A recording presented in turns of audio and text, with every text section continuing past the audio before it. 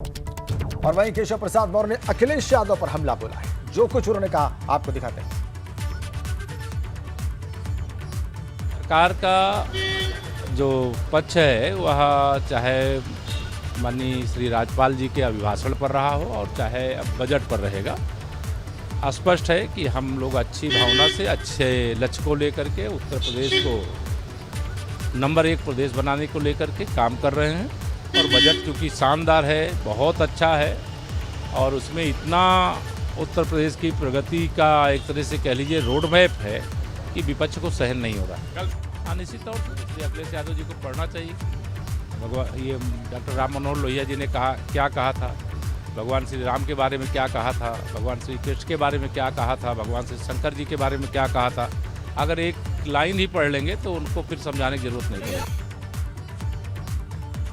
तो केशव प्रसाद मौर्य का यहां पर देखा आपने बयान क्या था, वो भी केशव प्रसाद मौर्य भी कह रहे हैं कि निश्चित रूप से लोहिया जी को पढ़ना चाहिए कि भगवान शंकर पर उनका क्या बयान था, क्या विचार थे, भगवान राम पर क्या था, भगवान कृष्ण पर क्या था। ये बात भी कही है केशव प्रसाद मौर्य ने अपने अटैक में। कल भी मुख्यमंत्री ने सदन में डॉक्टर लोहिया को पढ़ने की बात कही और साथ में यह भी जोड़ा था कि उन पर अगर कोई आर्टिकल आजकल लिखता है और जिसको उन्होंने देखा है तो वो शिवपाल यादव है मात्र।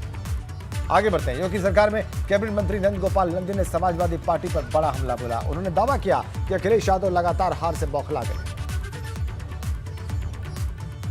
आज सदन में बजट पर चर्चा होगी। हमारे साथ में मंत्री नंद गोपाल नंदी जी है।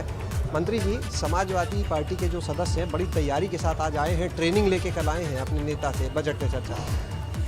उनके नेता क्या ट्रेनिंग दिए होंगे ये तो आप समझ ही सकते हैं। जब उनके नेता खुद बचकानी हरकत, अनाप शनाप बयानबाजी करते हैं जिसको पूरा प्रदेश और देश थू-थू कर रहा है, और उसी का नतीजा है कि जहां समाजवादी पार्टी की 2012 में प्रचंड बहुमत की सरकार थी, 2017 में सिमट गए, 2022 में भी जनता ने इनको नाकार दिया। नकारात्मक सोच के लोग अपने लोगों को नकारात्मक बातें सिखा सकते हैं। मैं तो ईश्वर से प्रार्थना करता हूं कि उनको सद्बुद्धि आए और उनके जो और विधायकगण हैं उनको भी सद्बुद्धि दे भगवान। आप लोग तैयार हैं जवाब देने के? बिल्कुल तैयार हैं।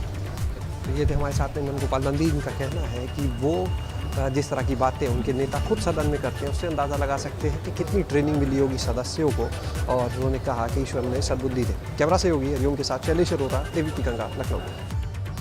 इधर गुजरात के गांधीनगर में इफ्को के नैनी यूरिया संयंत्र का उद्घाटन होगा। पीएम मोदी शाम 4 बजे इसका उद्घाटन कार्यक्रम होगा। इस दौरान पीएम मोदी महात्मा मंदिर में सहकार से समृद्धि विषय पर सहकारिता संस्थानों के नेताओं को भी संबोधित करेंगे।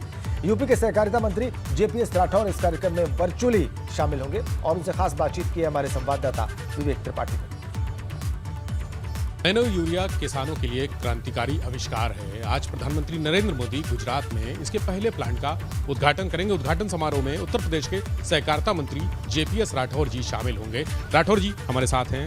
सर, कितने बजे उद्घाटन होगा और आपकी क्या भूमिका रहेगी उस कार्यक्रम में? ऐसा है कि माननीय नरेंद्र मोदी जी आज एक नया प्रोडक्ट जो इफ्को द्वारा बनाया जा रहा है, नैनो यूरिया, ये लिक्विड फार्म की यूरिया है, इसके प्लांट का उद्घाटन गांधीनगर गुजरात के कलोल से करेंगे, जिसमें पूरे देश से कृषक भाई और सहकारिता से जुड़े हुए लोग और जो इस क्षेत्र से संबंधित लोग हैं, उन सभी लोगों को जुड़ने का आग्रह किया गया है। सबको लिंक यूट्यूब के माध्यम से भेजा गया है और ये एक क्रांतिकारी कदम होगा।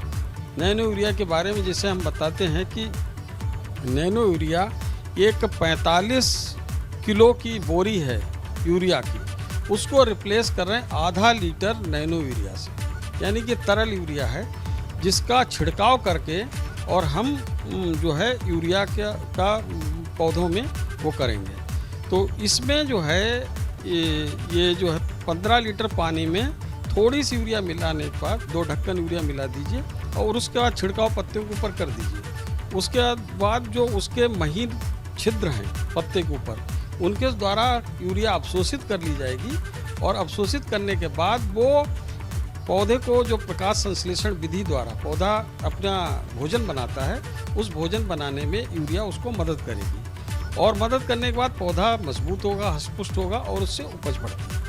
बहुत शुक्रिया सर। तो सहकारिता मंत्री JPS राठौर साहब हैं, उन्होंने कहा कि नैनो यूरिया क्रांतिकारी कदम होगा, किसानों के लिए बहुत सारी सुविधाएं होगी, सस्ता भी होगा और उसको लाना ले जाना भी आसान होगा। यानी कुल मिलाकर कृषि क्षेत्र की काया पलट सकता है नैनो यूरिया। कैमरा से राजू के साथ विवेक त्रिपाठी, VP गंगा, लखनऊ।